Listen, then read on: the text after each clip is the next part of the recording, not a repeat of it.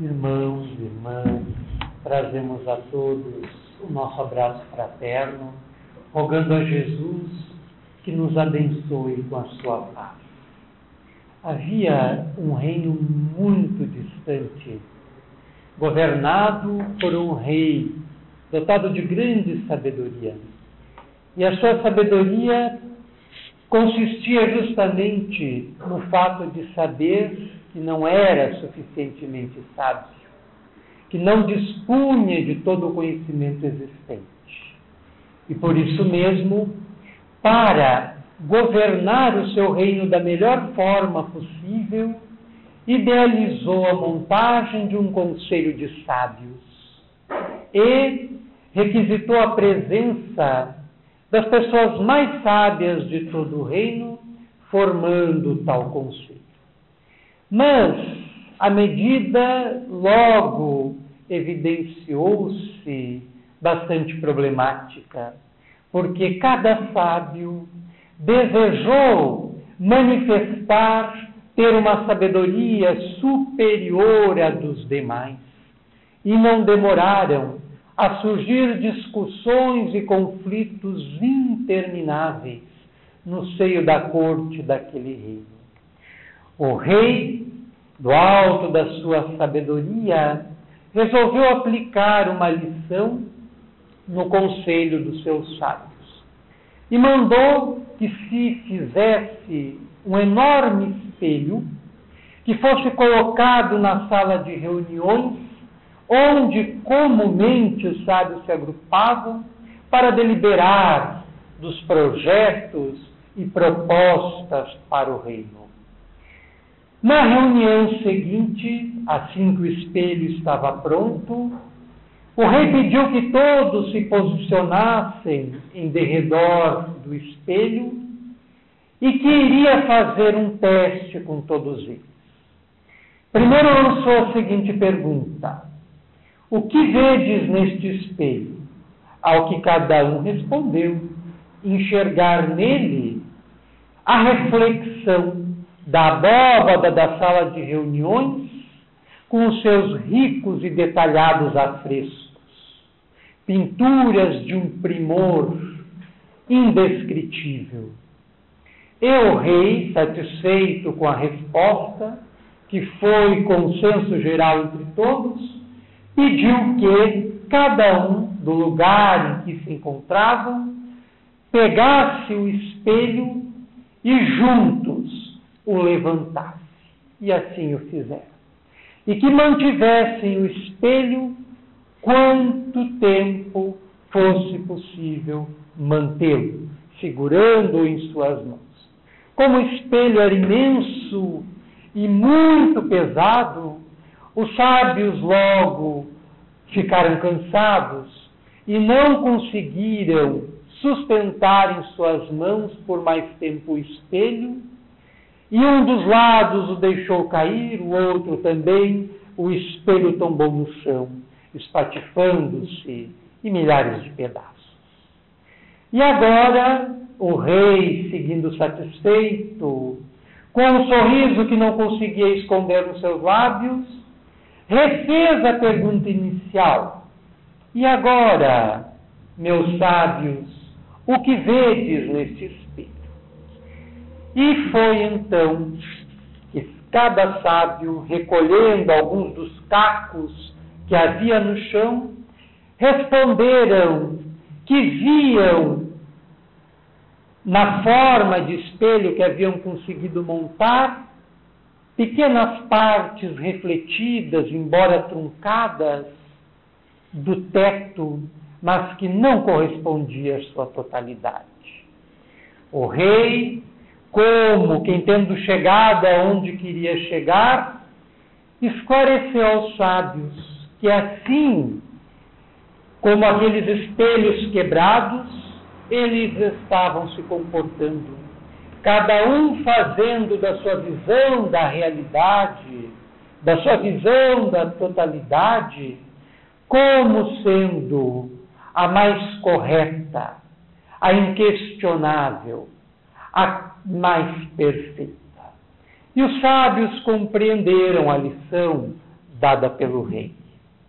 E passaram a harmonizar-se, e aquele reino foi o mais feliz e o mais próspero de toda a história. Nós, na atualidade planetária, convivemos com a alegoria dos espelhos quebrados. Cada um possui um pequeno fragmento deste espelho, agarrando-se a ele como se fosse o reflexo de toda a realidade, de toda a verdade existente, de toda a perfeição. São os variados sistemas de pensamento religioso, filosófico, científico, que, por melhores que sejam, jamais refletirão a totalidade universal. A verdade sem jaça, sem mácula, sem mancha nenhuma. No entanto, nós convivemos diariamente, seja no plano das discussões filosóficas, ou seja, no contexto do nosso dia a dia, com cacos de espelhos, que julgamos, na nossa ignorância, refletir a totalidade. E esta nossa visão acanhada, limitadora da realidade, responde por um sem número de conflitos, de dramas, de problemas que temos vivenciado. Em função da impossibilidade que temos, ou da nossa incapacidade de reconstituir todas as partes deste espelho, para ver nele, refletido com perfeição, os enigmas cósmicos da nossa existência. Se nós agrupássemos 50% dos cacos de espelho de um lado e os outros 50% de outro, nós teríamos, de um lado, representado a realidade material, que é aquela que nos toca de perto, por nós estarmos momentaneamente na matéria, no corpo físico, na carne. E 50%, metade desses cacos de espelho reunidos, representam então o nosso dia a dia, a realidade com a qual estamos acostumados, mas que ainda não segue sendo o espelho completo, o espelho sem estar quebrado. De outro lado, reunindo os 50% dos demais cacos do espelho quebrado, nós temos a realidade espiritual, que nós não compreendemos muito bem, que muitas vezes achamos que está distante de nós, que nós muitas vezes não conseguimos tocar como conseguimos a realidade material, tocar a realidade material. A reunião das duas metades do espelho nos confere uma visão integradora do universo e da nossa realidade existencial. Nós podemos inserir, enquadrar de um lado, o pensamento científico e filosófico que tem, ao longo das eras, perquirido, examinado, estudado a realidade material, sem, contudo, resolver os seus enigmas.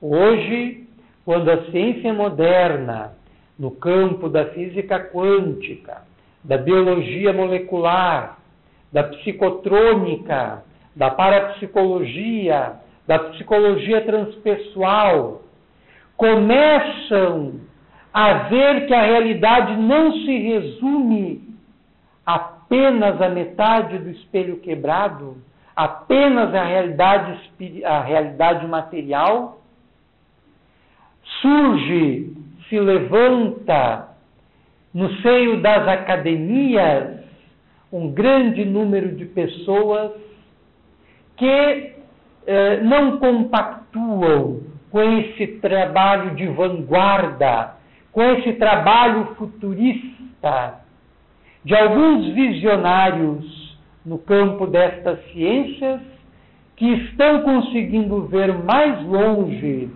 do que os demais. E estes que não estão conseguindo ver o que estes poucos estão conseguindo vislumbrar, constituem óbice, obstáculo para que a ciência avance mais.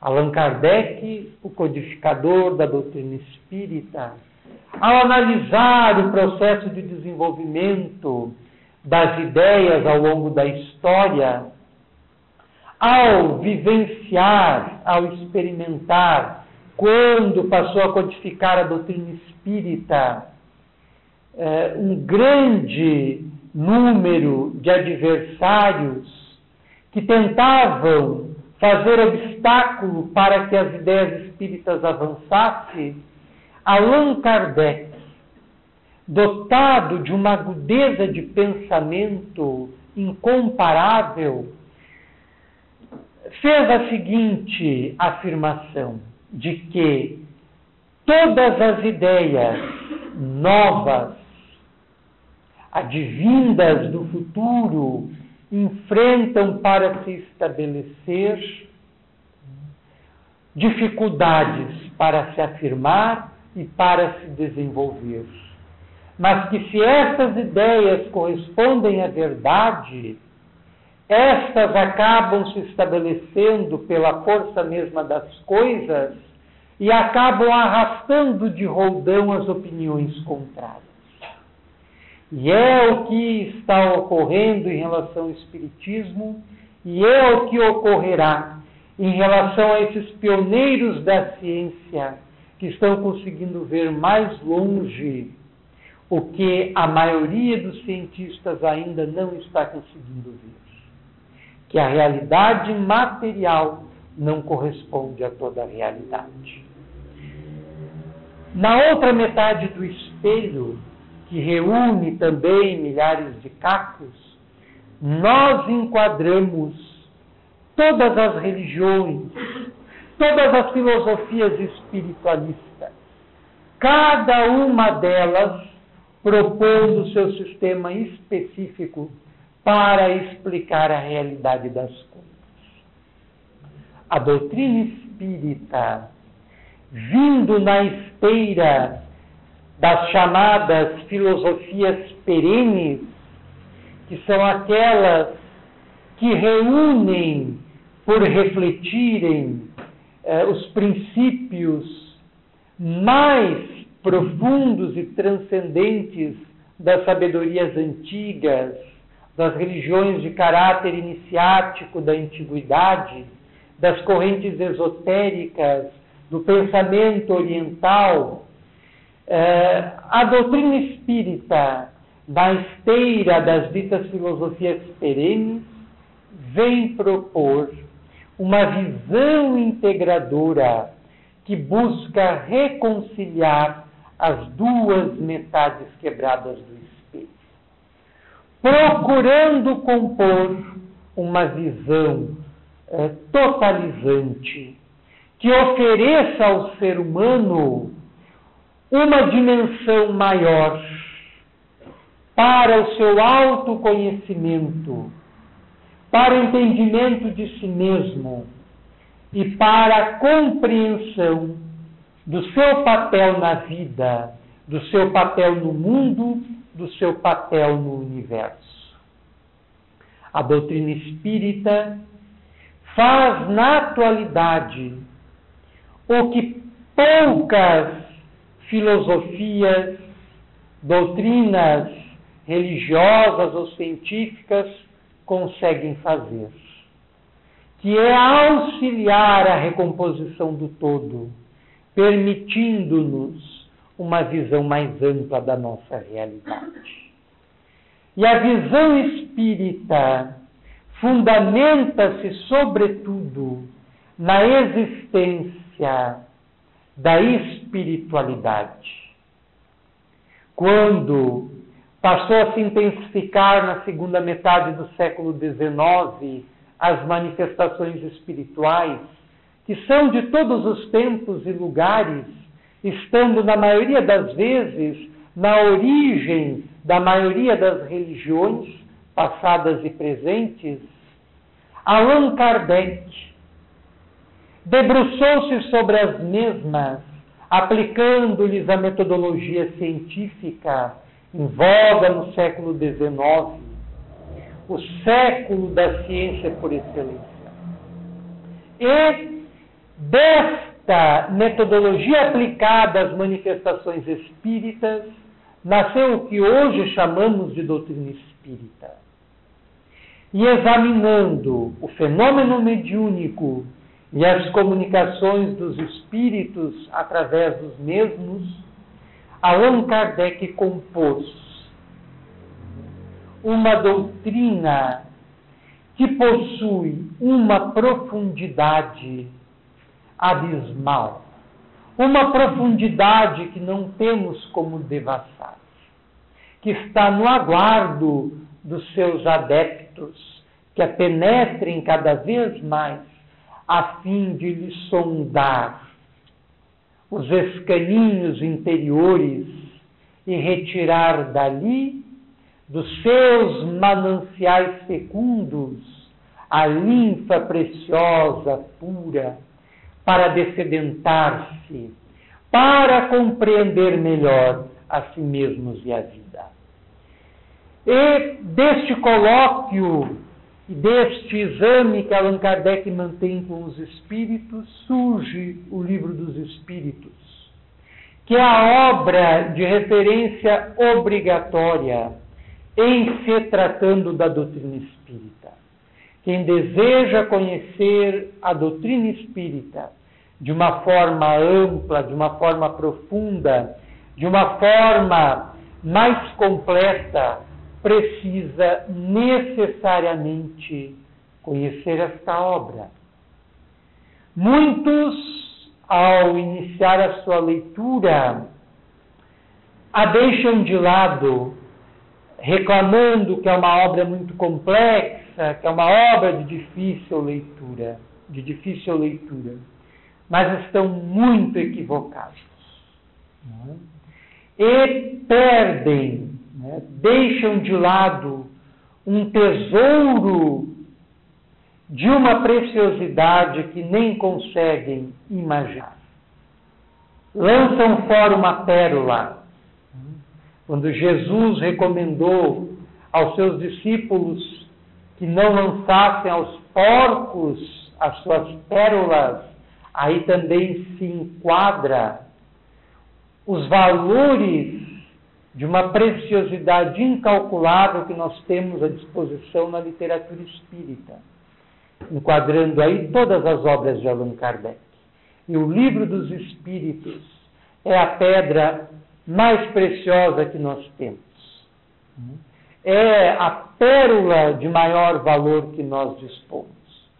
E quem recusa a leitura desta obra, alegando as justificativas mais diversas, está deixando de entrar na posse dessa pérola valiosa, desse tesouro magnífico. Gostaríamos de ler algumas questões desta obra, porque quem não a conhece, o Livro dos Espíritos é um livro de perguntas e respostas. Allan Kardec formulava algumas questões aos espíritos e obtinha, através de diferentes médiuns, as respostas, ia colecionando essas perguntas. Depois que já possuía um número de questões mais ou menos amplo, sistematizou-as, agrupando-as de acordo com a sua natureza específica, que acabou originando esta obra extraordinária, que marca o início da doutrina espírita. Então, hoje, o Livro dos Espíritos, na sua versão definitiva, reúne 1019 questões com as respectivas respostas, precedido de uma fabulosa introdução de Allan Kardec, bem como de comentários seus ao longo de toda a obra, e é finalizada por uma conclusão. Toda a obra constitui o maior tratado que nós dispomos de espiritualidade, de conhecimento e de autoconhecimento. Não foi à toa que o espírito Bezerra de Menezes, através do médium Divaldo Franco, classificou o Livro dos Espíritos e a doutrina espírita em si como sendo a mais poderosa síntese do conhecimento humano. Então, gostaríamos de tomar a liberdade de lermos 4 questões do Livro dos Espíritos, da segunda parte do Mundo Espírita, do primeiro capítulo, que trata do espírito em si, do item intitulado Mundo Normal Primitivo. Questão 84. Os espíritos constituem um mundo à parte, fora daquele que vemos? Os espíritos respondem: sim, o mundo dos espíritos ou das inteligências incorpóreas. Então, a nossa realidade vem toda do mundo espiritual. E não é a outra conclusão que os estudos atuais da física vêm levando os cientistas. Quanto mais penetram na intimidade da matéria, no campo das partículas e das micropartículas, vão penetrando nos reinos insondáveis, do imponderável, do impalpável, do invisível. E hoje isso é ponto pacífico para todos os cientistas, céticos ou não, de que o que sustenta toda a nossa realidade material é a realidade invisível. E essa realidade invisível subjaz no mundo espiritual, que é de onde dimana, de onde procede toda a vida, todas as organizações mais complexas, toda a riqueza dos pensamentos, das ideias, das poesias, tudo vem daí. A nossa realidade material, como temos nos esforçado ao longo desta fala em evidenciar, não passa de um caco de espelho quebrado. É algo muito limitado. É uma restrita faceta de um todo que nós não temos como abarcar. Questão 85. Qual dos dois, o mundo espírita ou o mundo corpóreo, é o principal na ordem das coisas? Os espíritos respondem: o mundo espírita, que preexiste e sobrevive a tudo. O mundo espírita, que preexiste e sobrevive a tudo. Isso quer dizer que a realidade espiritual é pré-existente, existe antes de qualquer realidade material e sobrevive a ela. Isto vale para nós, enquanto seres espirituais, enquanto individualidades. Isso vale para o nosso planeta. Isso vale para o nosso sistema planetário. Isso vale para o nosso sistema galáctico. Isto vale para toda a parte do universo na qual nos situamos. A realidade fundamental é a realidade espiritual, que fundamenta, que sustenta, que mantém a realidade material. Os orientais, sobretudo os hinduístas, têm uma palavra muito interessante para caracterizar a realidade material. Eles chamam a mesma de Maya, que é uma palavra sânscrita que pode ser traduzida mais proximamente para o português como significando ilusão. E eles estão corretos, e a ciência hoje vem comprovando isso. que a realidade material é uma ilusão, é uma realidade ilusória, é maia. Ela se mantém estruturada a partir de uma realidade mais ampla, que é a realidade espiritual, que é anterior a ela e posterior a ela.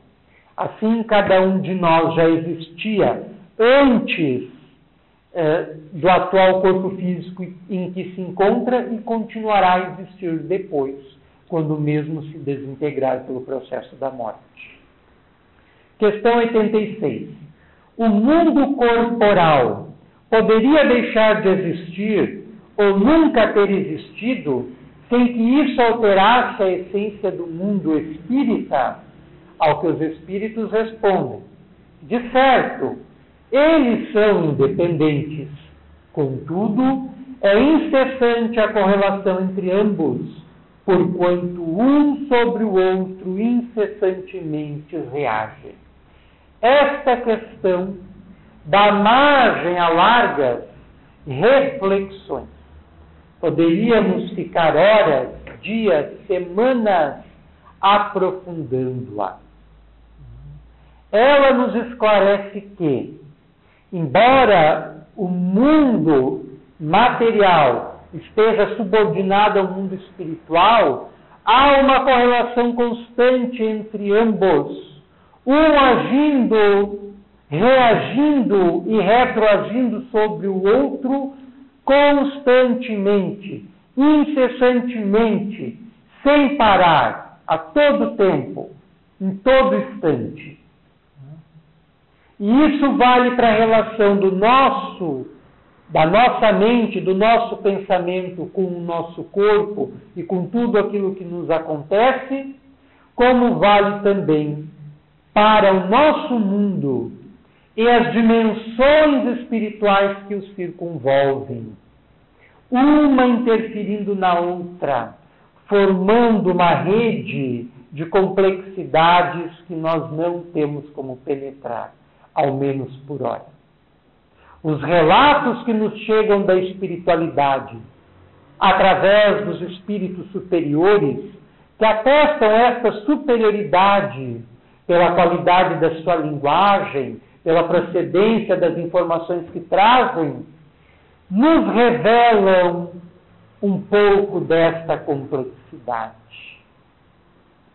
Na década de 40, quando Chico Xavier, o famoso médium mineiro, passou a receber a coleção André Luiz, iniciando pelo Nosso Lar e finalizando pelo E a Vida Continua, totalizando 16 obras, o médium foi visto por muitos como estando perturbado, como não sendo mais digno de confiança, como estando vítima de uma loucura, porque as pessoas daquela época, os espíritas daquela época, não estavam conseguindo entender nem assimilar os relatos trazidos pelo espírito André Luiz,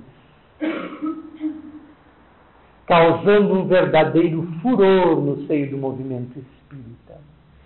Mas o tempo sempre mostra de que lado está a razão.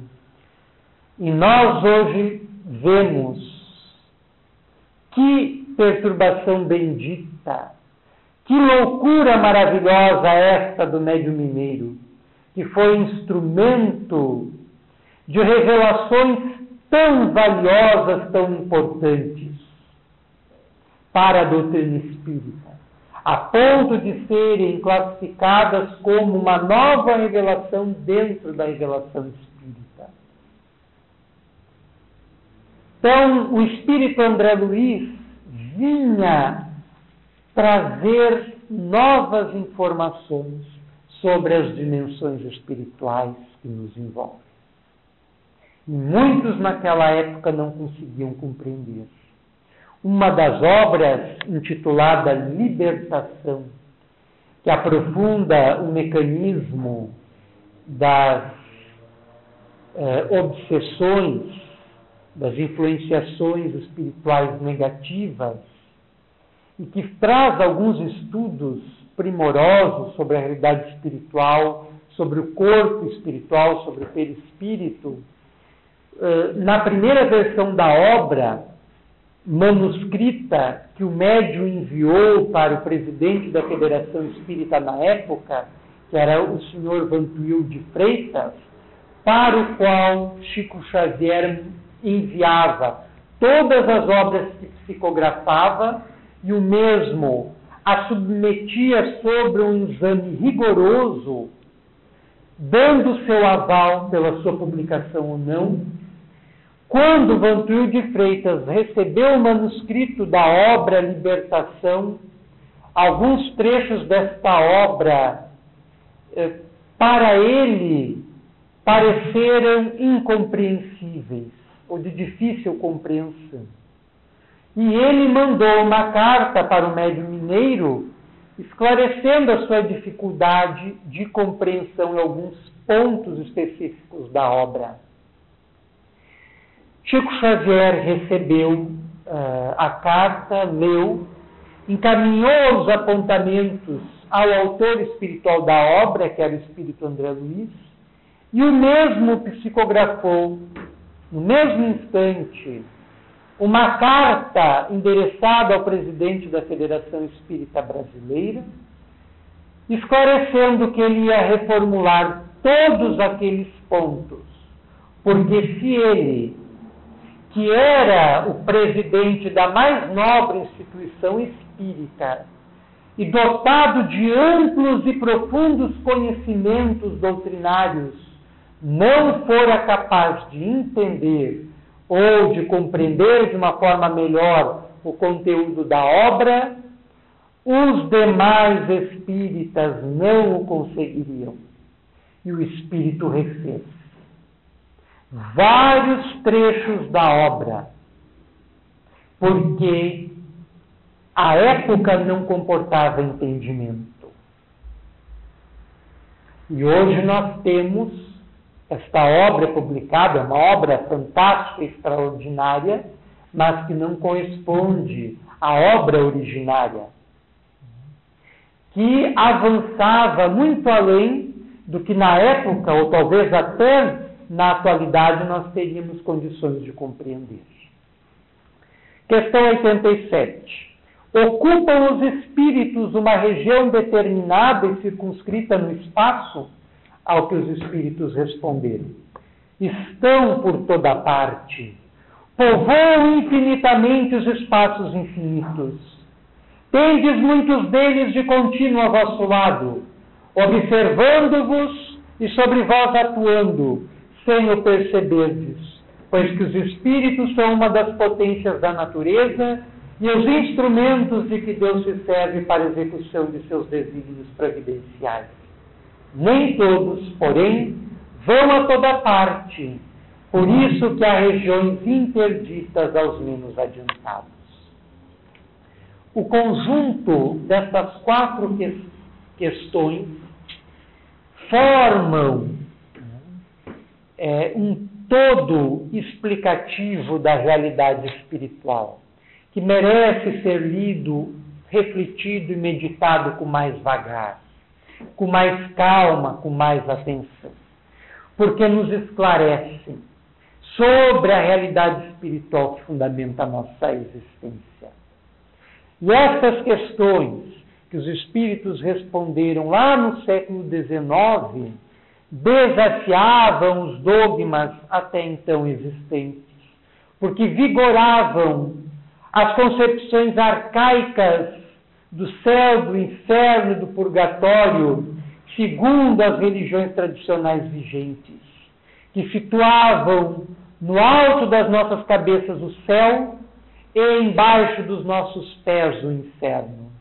E os espíritos, baseados no avanço do pensamento humano, vinham desconstruir o céu e o inferno como sendo locais geograficamente localizáveis, a fim de transformá-los em múltiplas dimensões, do ser humano, da vida humana, do mundo espiritual.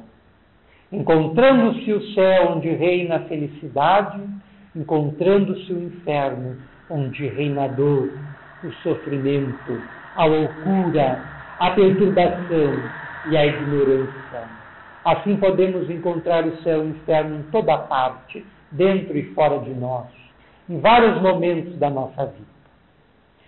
Durante a Segunda Guerra Mundial, chamou a atenção algumas comunicações mediúnicas, sobretudo nos Estados Unidos e na Europa, de alguns voluntários, de alguns soldados, de alguns aviadores que haviam perdido a sua vida no fronte, no campo de batalha, e vinham narrar, através de vários médiums, o seu despertar no mundo espiritual. E passaram a descrever a realidade em que se encontrava.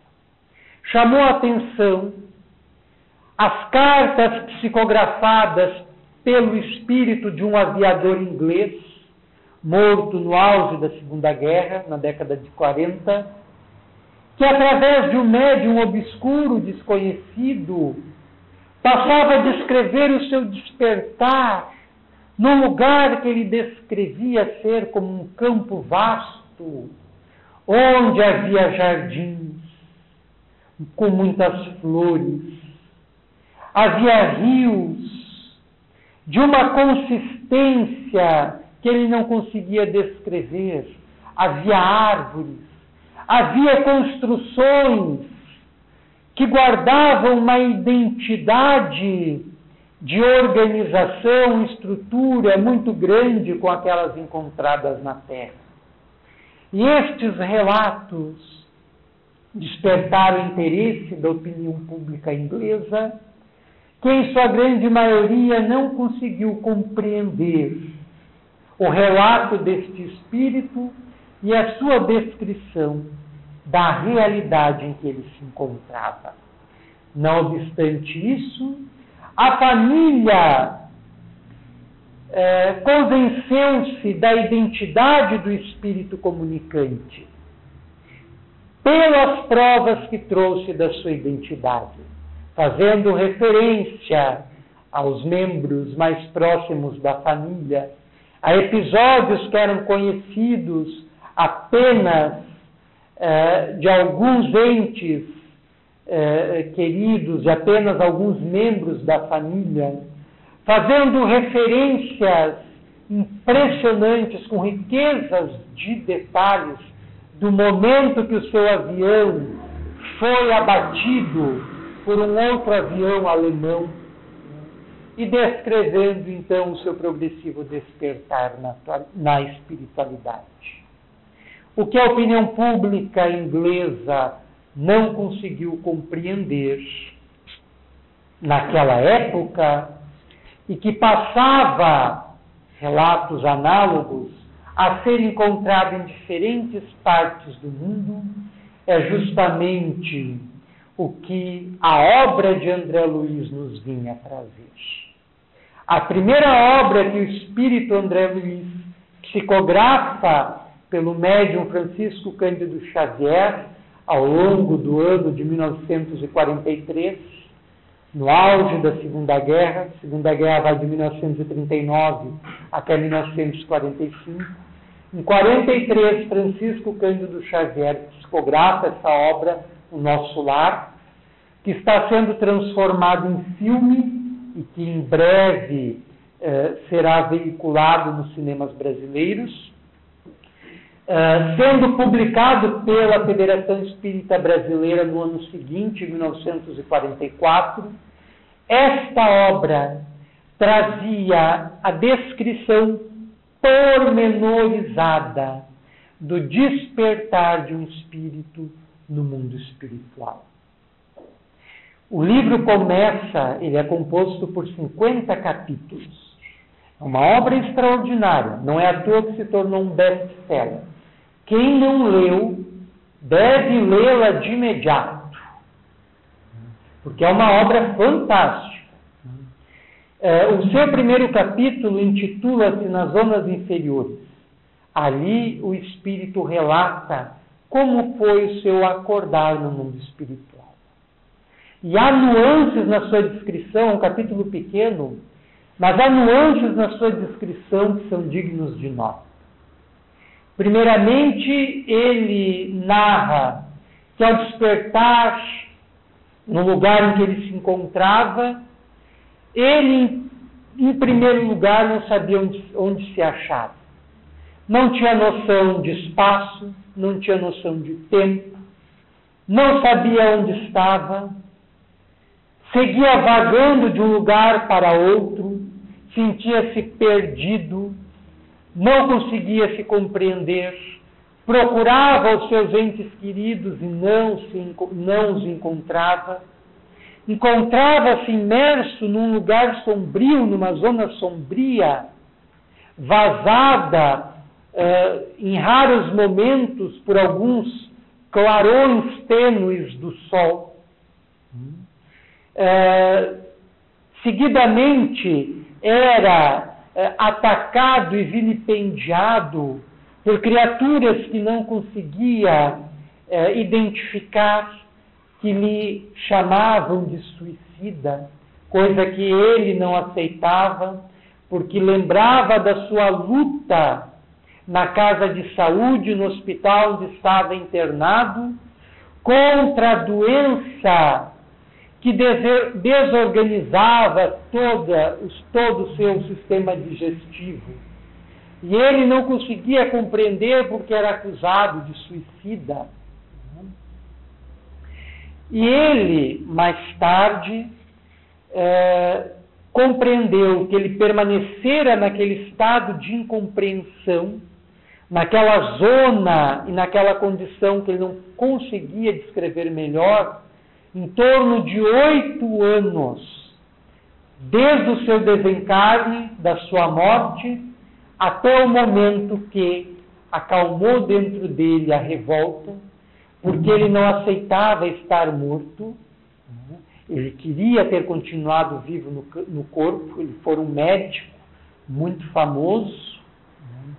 Alguns acreditam que ele tenha sido Oswaldo Cruz, outros Carlos Chagas, porque o espírito adotou um pseudônimo, André Luiz é um pseudônimo, não é o nome verdadeiro da última encarnação que esse espírito teve na Terra. Então ele não aceitava ter morrido, estava muito revoltado, estava preso às sombras de si mesmo. Como fora médico, fora um grande intelectual, nunca se preocupara com a realidade espiritual, apenas com a realidade material e mais nada. Era extremamente cético. Frequentava a igreja, mas por obedecer aos mecanismos das imposições sociais, porque era uma questão de status frequentar a igreja naquela época. Então ele estava muito revoltado. E é só quando esta revolta amaina, acalma, que ele recorda que deveria haver um autor da vida e passa a se emocionar, chora e improvisa uma oração com as suas palavras, que ele vê a sombra que o cercava dissipar-se e aparece na sua direção uma caravana de luz que vinha encabeçada por um espírito que se apresentou como sendo Clarencio, que o socorreu e o levou para um lugar melhor, que ele vai descrevendo ao longo do livro como sendo o nosso lar. Eles percorrem um longo caminho a pé, segundo as observações dele, do lugar que eles estavam, subindo uma zona íngreme, até o lugar onde se situava uma vasta muralha de enormes proporções, na qual se abre uma porta por onde a caravana adentra, e ele é alojado num prédio que ele descreveu como sendo um hospital. André Luiz passava a descrever uma cidade espiritual, uma colônia espiritual, aquela onde ele foi abrigado com o nome de Nosso Lar, que pretendemos futuramente fazer uma exposição específica aqui nessa mesma casa, aprofundando as descrições desse espírito. Então, André Luiz trazia nesta obra um relato de uma cidade espiritual localizada numa dimensão no mundo espiritual ligada à crosta terrestre. E este relato guarda identidade com o relato do aviador britânico que, depois de morto, descrevia o lugar em que se encontrava. E centenas de outros relatos análogos semelhantes espalhados pelo mundo. Allan Kardec, quando codificou a doutrina espírita, estabelecendo as suas bases, esclareceu que o conjunto dos conhecimentos espíritas é progressivo. Cresce acompanhando o crescimento da maturidade espiritual do ser humano. Quando o ser humano avança, ele consegue ver mais longe, ver o que não via antes. E por isso, Allan Kardec estabeleceu como critério para a aceitação de um novo princípio no conjunto dos conhecimentos espíritas a coletividade e concordância das manifestações dos espíritos. E foi o que ocorreu a partir da década de 40.